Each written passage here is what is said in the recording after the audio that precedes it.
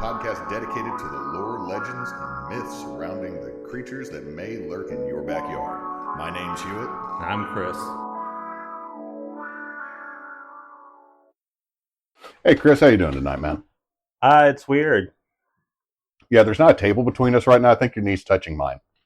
Yep, there we go. There we go. So we had a bit of a... We've had a cavalcade of technical difficulties and holidays. I mean, it's both like technical difficulties and it's also technical failures in the sense that our audio interface died.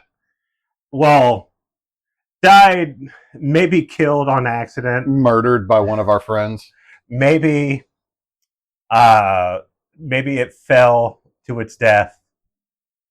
The inside of the prong for the USB. The dongle is all jacked up. Yeah. And also the port is... Yeah, so something happened. The way I put it is there was no lubricant used and every hole has been abused. Yeah. So now we're on lab mics. We're on lab mics that I bought on Amazon Haul for $8. So let's see how well these go. Yeah, we'll see. How was your Christmas? Christmas is still ongoing for me because as you can look around the room. Yeah, you have your family here. The reason we don't have the table is because my brother-in-laws are sleeping in the studio / dining room. They're still here. Yeah, I can tell. I said hi to them. It's been 2 weeks of people in my house because of funeral and other stuff and now holidays. You're ready. You're ready. I love them. Do you have one more week? I have one more week or else I'd be absolutely... I would have shown up to your house and we would have been recording in your tiny office. Just be sweating in that office. I would have brought a fan and the mics. And then Artax. Artax would have just been farting. Yeah. But no, Christmas was really good. Made a lot of gifts for people. Vincent got right over there. My dad gave him a camcorder because he makes films on my dad's old phone. So I said, we'll just go ahead and get him a camcorder. Or hear me out here. Just give him a disconnected phone. Aren't there like nanny phones you have? Yeah, but we don't want to give him an actual cell phone. Right. So my dad got him that. I got him a bunch of stuff to organize his desk to become his art / hangout space. That's cool. Yeah, our Thanksgiving, our Christmas wasn't really that big. I just hung out with my brother, my mom, Julie and Ruby, and we just had chicken cordon bleu and had like small gifts. That's cool. My mom and uncle gave my daughter a 120, 130-year-old doll. Oh, I thought you were about to say they gave her $130. No. The antique doll is somehow worse, though. Yeah, I posted it on TikTok. I will show you when we're not recording. It is a porcelain doll from the 1880s because it was my grandfather's grandmother who was born in the 1870s. There you go. You like this little doll that could be haunted, I guess? It is an unamused face that it is making, and I 100% agree with her. Yeah. It is in a box in the top of my closet right now. If that son of a bitch moves, it's getting put in the attic. I think overall, though, I am glad the holidays are over. See, the problem is we're from Louisiana. That's not true until the end of February, early March. Well, I mean... True. Mardi Gras season, but the National Guard's jacking that up. Yeah, so we probably won't have that. Anyway, you want to get back in... Well, first, we have we do have a gift. From Frecky and Moose, our friends down in Laffey, who went to a Ren Fair in Texas. As Frecky the Christmas goat and a Mistborn. Moose dressed as a Mistborn. He's got me listening to the second book, The Well of Ascension, and I forgot that Sanderson is as verbose but not as eloquent as Tolkien. Oh my goodness. Do we have a banner? We have a little banner. But, that's awesome. I see brown. It's a cryptid. Where are we going to hang that? It would have to be somewhere in here. We record in here, right? That's true. I still haven't hung up my my Bigfoot smoking a joint wearing an Uncle Sam hat. Yeah. Because I don't have a window for it. I think this could work potentially. A whole bunch of places. Yeah. That's really cool. It's embroidered? It's embroidered. It has nice. Mothman. It has Bigfoot. It has Nessie on there. Emily bought me cryptid socks. Nice. And I have a game called Twisted Cryptid that we should play before you head home tonight, or see how to play. Yeah, we can see how to play. We'll play on this table. This tiny. Yeah, this tiny little table. But thank you, Frankie, and thank you, Moose. Thank you. The leaf from the table that's on top of it. Oh my God, this is like, what was the first episode you ever recorded like? Apparently better organized than this one. You know, and you've been podcasting the longest as you can podcast anywhere. I don't think that's actually true. I mean, there's places you couldn't. But anyway, you want to hear about a famous cemetery? Sure. I bet you've never heard of this cemetery. Greenwood? Yes. Sulphur? Yeah. No, we're talking about St. Louis No.1. Ooh, there's only what, 4 of them? There's 3, I believe. Well, now. Was there a 4th one? No, I'm messing with you. I do know the Superdome's built over one. I mean, we'll get into it, but there's apparently... Not a St. Louis. There's like 3 places. I think even Nichols. Oh. May I have to switch? Uh-oh. But we are recording. Yeah. Hold on. You can just edit this out, Chris. But I was like, my children, as much as I love them, would just fucking... Just wouldn't care. No, they okay, right so yeah, no, I was gonna getting into this. Were you saying there's numerous places in New Orleans that might have knocked down burial grounds? Yeah, I also shared one because there was what they called, there was a destroyed graveyard that they were restoring so they could reuse it for crypts. Yeah, but it was an oven style, so it was like the file cabinet. Which we're also going to get into, which is. I think that's like one thing people don't, people hear about like they hear about the above ground cemeteries because the bodies will come up from the ground during the rain or something. Are you talking about the underground one where they bury them and they come up? Yeah. And that's always the story you hear why they do like above ground, but no one ever talks about like the oven vaults. But anyway, so St. Louis No.1 is the oldest cemetery in New Orleans, Louisiana, opened and consecrated in 1789. The previous cemetery, which was the previously oldest cemetery, which might be the one you're talking about, St. Peter Street Cemetery, located in the city, became full, and they decided to move the cemetery outside of the city due to disease concerns. And if you were to see where St. Louis No.1 is now, it's not out of the city anymore. Yeah. Well, that's the thing. It was like, this is like 1787. The French Quarter was the city. Like, Canal Street was a canal. And like when this was happening, it wasn't just that became full. It was the fires that hit the city, which I think you've talked about on the podcast, the fires of 1787. And then the one in the 1790s, yeah. Yeah, and so they were doing big renovations anyway. They're like, okay, we're just going to demolish the old cemetery that's in the middle of the French Quarter because it's like near, St. Peter Street, Bourbon. Yeah. There's definitely buildings over it now. Yeah, like I actually looked it up and I was like, did they like relocate the bodies? It's like, they relocated some of the bodies, not all of them. Because I mean, it was like the 1700s. A lot of that shit was rotten. How do you get haunted? Yeah, so they didn't move all. They were just like, but yeah. So the area chosen for the cemetery was about 8 blocks away from the Mississippi River and about 1 block away from the edge of what is now the French Quarter. This area is prone to flooding, which is why they do the above ground. And it's because of this distinct look in the cemetery is why it was coined the City of the Dead.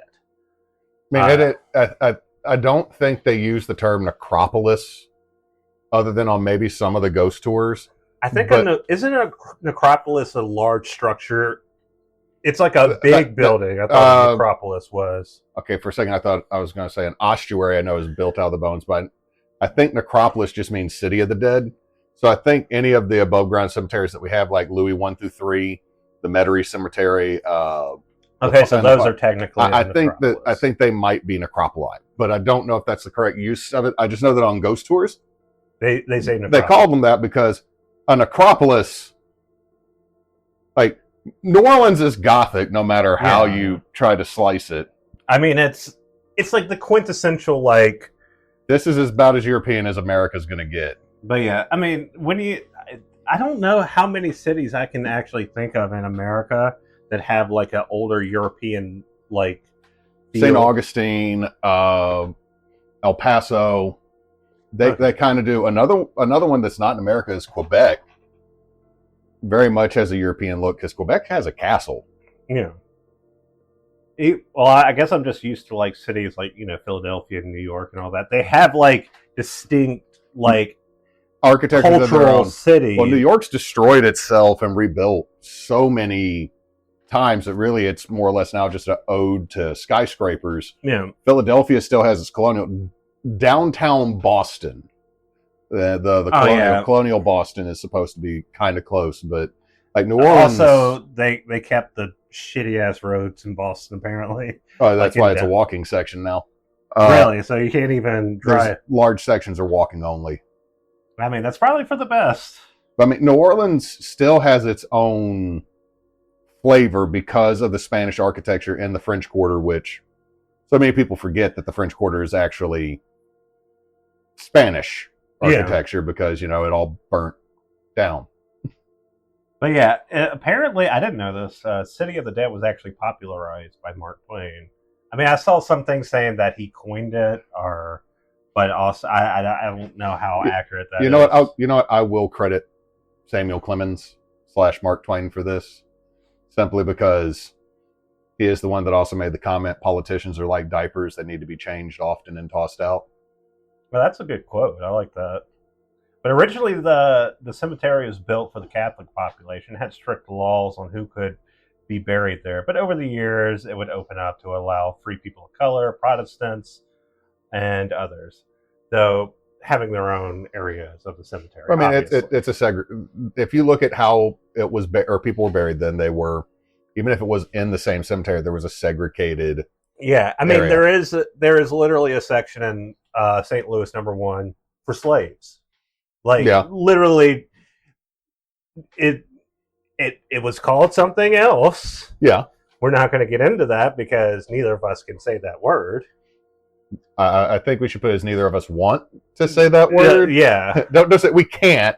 Oh no, we could technically say that word. We just but don't. I don't want to. I don't want to say the word. Clarify. Just to clarify, they were racist, but also this was the area for slaves, and Well, I mean, it's also like over near where the mortuary haunted house is. There's a cemetery next to it that was the Jewish cemetery, and that was segregated. Right, yeah. By wealth and ethnicity of the Jewish people that were there. Now, here's something that, might be more of a religious question.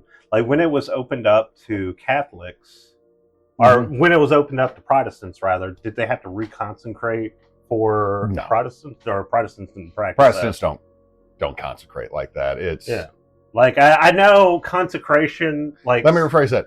American Protestants that I know of don't do that. I could not. Well, I could see Episcopalians doing it because the American Anglican Church that's just Catholic light. Yeah, I mean they have a lot of the same rituals. They cut it back. They are the Bud Ice of Catholicism. They're not like Anglican Bud Light Catholicism. Maybe like Methodist, but I don't know. I should stop being mean to the Episcopalians.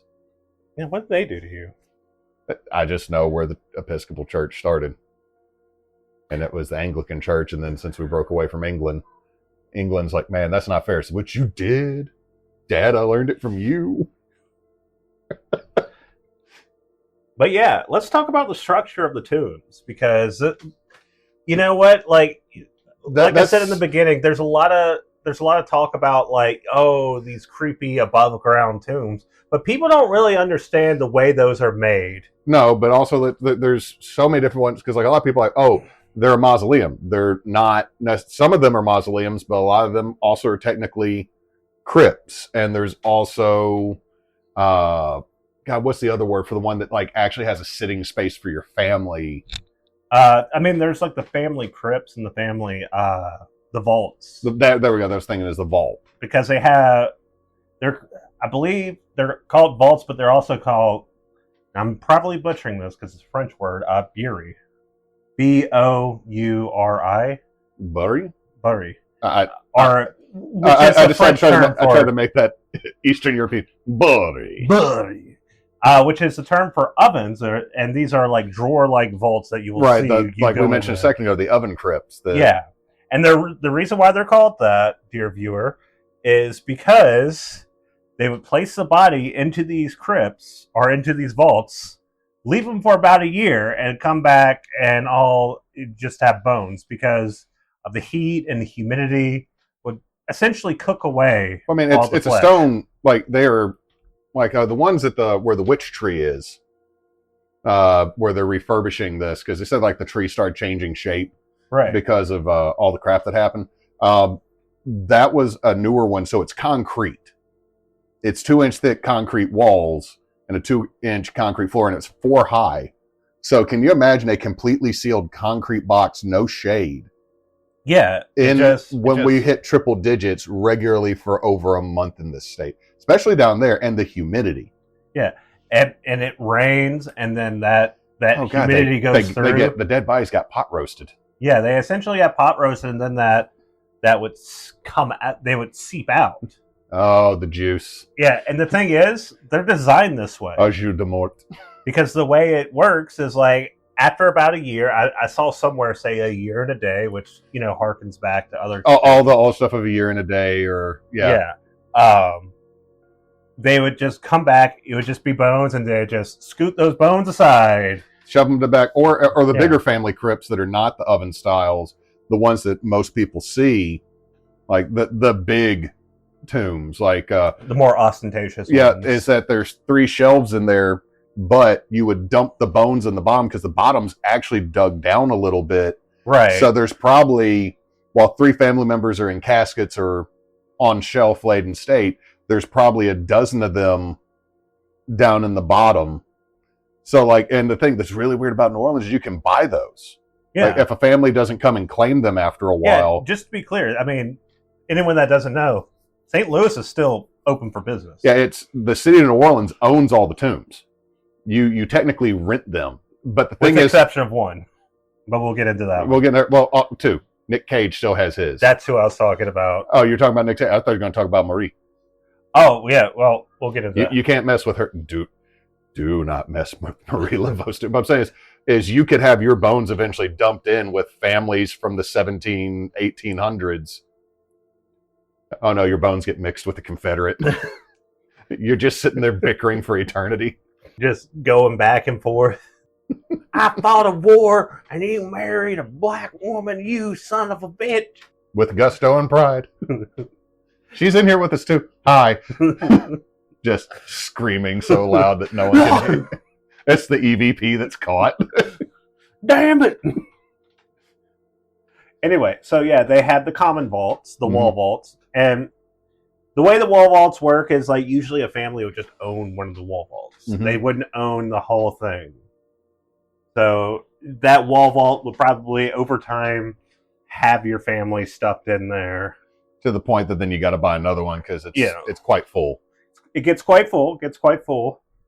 And then there's like the family vaults themselves, or the family... The big family tombs. Yeah, that kind of get into the mausoleum category. Like you find a lot more of those out in Metairie, though, because Metairie has like that's where I think Metarie's where Anne Rice's tomb is, and it's fucking huge. Like it's massive.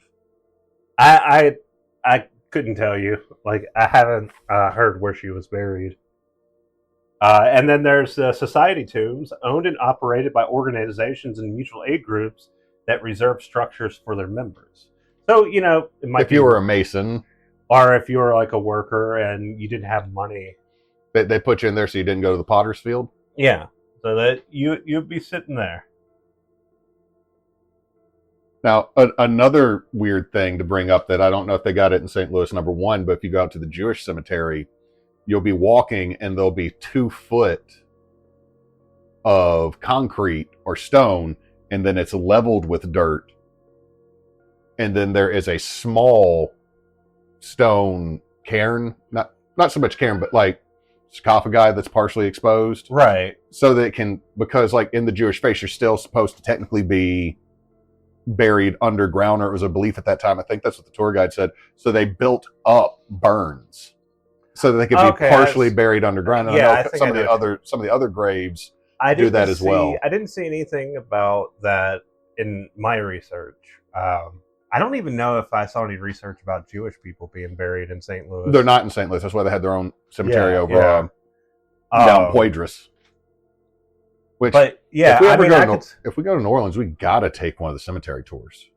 Just take all of the cemetery. I mean, as corny as it is to go to St. Louis, I mean, it is. Well, there's one that if you go on a daytime tour, you go through 3 or 4 of the actual cemeteries and get to walk. Right. A very limited area. Yeah, they're not like you can't like really just. You can get lost in a couple of these. And also, they're not going to let you. They're pretty guarded. They're not going to let you just walk into St. Louis anymore. No. Especially since people, vandalize them. And also, all the above ground cemeteries for a while did have a problem with homeless encampments because nobody wanted to go mess in the cemetery.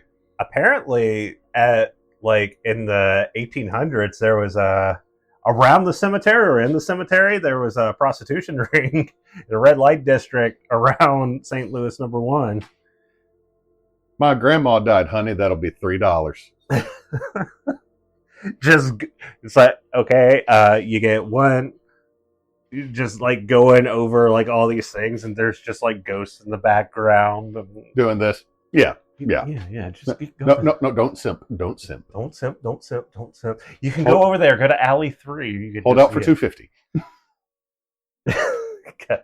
But yeah, I mean, some ghost is going to hear us on the podcast and be like, "You bastards." It was $1.85. You sons of bitches. But yeah, the cemetery itself. I mean, it survived development. I think it was like cut back for a while, got some land, kind of shrank and expanded a bit. The boundaries have changed because, like I said, it's no longer it's nowhere near out of town anymore. Well, the Treme neighborhood expanded towards it. So, and like that's a fairly big neighborhood. It's massive. It runs from Rampart all the way to I-10. Yeah, so that was one, and not just that. It's just I think, if I recall correctly, French Quarter, and originally when this cemetery was built, was further away. Now it's just a block away. Yeah, I'm trying to remember because I think it's Rampart, and if I'm wrong, and anyone on the internet knows, casual podcast, casual podcast. Also going to put it out here, White Boy. Yeah. So Treme is an area that I've been studying a lot more recently, but it's not something I have a lot of intrinsic knowledge. But I know that Treme was outside of New Orleans because that became the black neighborhood, and a lot of it was the free black neighborhood, and so they kind of shoved them. Yeah. But the thing is, I think about there were plantations out there with like hundreds, if not thousands, of acres of land. Like the lower 9th Ward, when we talked about La Lurie, was a plantation. Yeah. I mean, when we talked about the Grudge, when that originally happened, all of that area is gone because it was like Grunch Road itself was just either like crops or it was forest. Not forest, but swamps. So, I mean, the thing that's so weird is about, and this could be an entire another episode, is just the expansion and growth of the city of New Orleans. Yeah.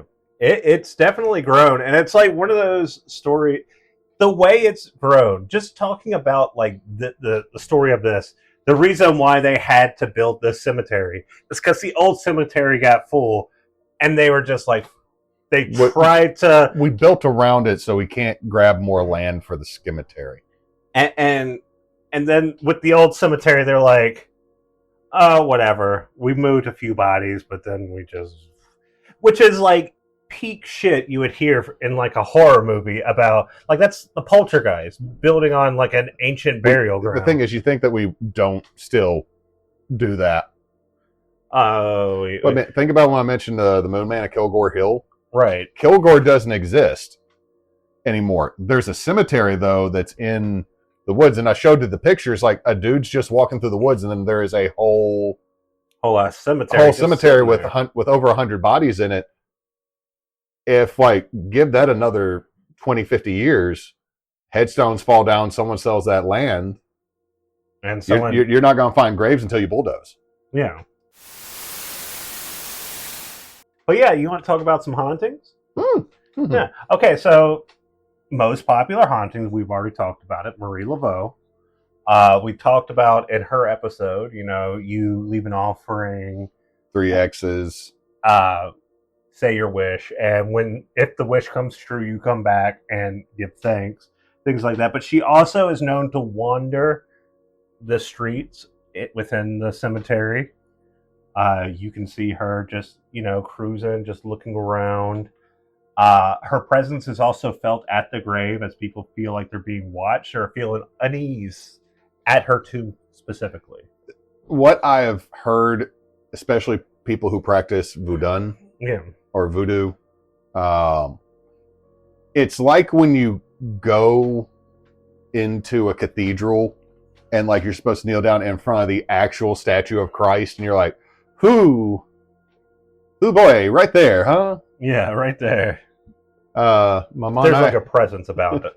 Maman, I am not coming here for just little bitty things. All due respect.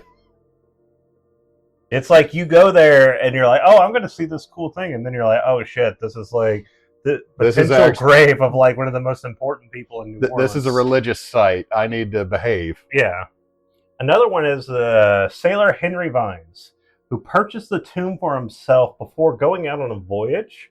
The landlady he entrusted the deed to sold the deed. She sold it out from under him? Yeah, because she thought he wasn't going to come back. She's like, oh, dude, he's sailing. He's dead. He's fucking dead. He's been gone for 3 days on the ocean. He's dead. The thing is, he did come back, and he was like, where's my tomb? Where's the deed? She's like, whoops. About that. So the spirit of the man is said to roam the cemetery looking for a tomb. And sometimes at a funeral, he will appear asking if there's room in the vault for him. You just tell Pawpaw yes. Like, just scoot your loved one over and let Pawpaw in. I mean, like, that is jacked up. Like, that dude's doomed to wander the earth because somebody was like, yeah, I'm just going to sell this deed. He's dead. That boat went down. There's pirates and shit. Jean Lafitte got him. Another ghost named Alphonse is said to greet visitors. And he also is said to move flowers at others' graves. And of course, it wouldn't be an officially haunted place without a lady in white, right? Okay. Yeah. So hold on a second. Your microphone is hanging down like a saggy titty. Okay. Is that better? I don't know. I'm using the magnet, not the clip. How do you use the magnet? Take the little magnet off the back. Oh my God, that's so much. That's easier. So much better, right? That's so much better. So of course, the cemetery wouldn't officially be haunted without a lady in white who apparently hitchhikes right outside the cemetery gate. So it's a twofer here. Lady in white hitchhiker. Yeah. Where's the Confederate general? Probably somewhere in there, Lastly, another famous dead woman is rumored to be here. Madame Lalaurie. It is said that after her death, I think we might have talked about this. She had her bones shipped back from France to her tomb. Yeah, and she is apparently buried in the cemetery on Alley 4. So she might be one of the ghosts. Although that's all speculation. Why'd you move? We mentioned Madame Lalaurie. And then shit in my living room or my dining room moves? That's like the second weird thing that has moved when we've been recording. The other one is the fucking top that popped off that one time. Yeah, like, pop. Yep, we're out. Yeah. So, before we wrap this up, I know this wasn't like a hugely big episode. No, but I mean, like, the thing is there's all the other cemeteries, and we could literally make an episode talking about the tomb types. Yeah. So famous residents of the cemetery, Marie Laveau, of course. And I'm going to fuck this one up. It's the first mayor of New Orleans, Antoine de Bior. I fucked that up a lot. Huh? That right there, that word. Antoine de Bior? Thank you. You do it better. I probably still mispronounced it. I just did it with more confidence. Yeah, you did it with more confidence. I was like, I white man that. That was the first mayor of New Orleans. Benjamin Latrobe, the architect of the U.S. Capitol. Oh, that's cool. Ernest Dutch Morrell, the first African-American mayor of New Orleans. Nice. William Claiborne, the first American governor of Louisiana. I have a story connected to him from one of our other episodes. He got shot at one of the places I've got. Oh my goodness! Yeah, so we can connect this even more. Homer Plessy, the plaintiff in the Plessy versus Ferguson case, which led to the separate but equal doctrine. Yeah. We're responsible, Louisiana. Way to go! And of course, one day, Nicolas Cage, famous actor who has a plot in the cemetery that is already built for him. It's shaped like a pyramid. It is a pyramid with Omnia a Uno, or everything from one. Apparently, what people love to do with it is go up and leave lipstick kisses on the plaque. I would just leave a coin like it's national treasure. Well, I looked a little bit into it. Apparently, people have conspiracy theories that this is like Illuminati shit because he put that, and it's apparently tied to the National Treasure films. Yeah, they're still trying to make a third one, and I'm down. I mean, I'm down. It's Nicolas Cage. I just wanted to start with Nicolas Cage's grave. Just like in the universe, Nicolas Cage is playing the character he is in the movie, but Nicolas Cage, the actor, is dead. No, he just has to go to Nicolas Cage's grave and then meet Nicolas Cage. We could do a face-off moment. No, that would be with Travolta too. Yeah, you'd need Travolta. Okay, so my sources are Wikipedia, Atlas Obscura, Marie Laveau's tomb, very local, More Than Marie, The Other Ghosts of St. Louis #1, The Bateman Hotel, Exploring St. Louis Cemetery #1, New Orleans Catholic Cemetery, St. Louis #1, NewOrleans.com, St. Louis #1, iHorror, Haunted History, St. Louis, New Orleans. Nice. And thank you for listening. This is Backwoods Obscura. We release every Tuesday. You can find us sometimes on social media. It's been a hectic few weeks. I post on TikTok. But we're also Team Bonus Action. Team Bonus Action is a group of friends who like to play video games, tabletops, and other games. Currently on hiatus due to a broken interface, but we'll be back soon. And in the year 2026 of our Lord Optimus Prime, because this last year was Megatron, I figure we should continue. Yeah. Or should we go with Rodimus Prime? You can go with whatever you like. I don't know anything about Transformers. But yeah, that's what we do. And actually, Chris, this might be the first episode of the next year. This might be one of the first episodes, yeah. Yeah, wow.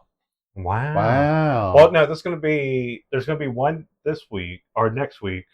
And then this one.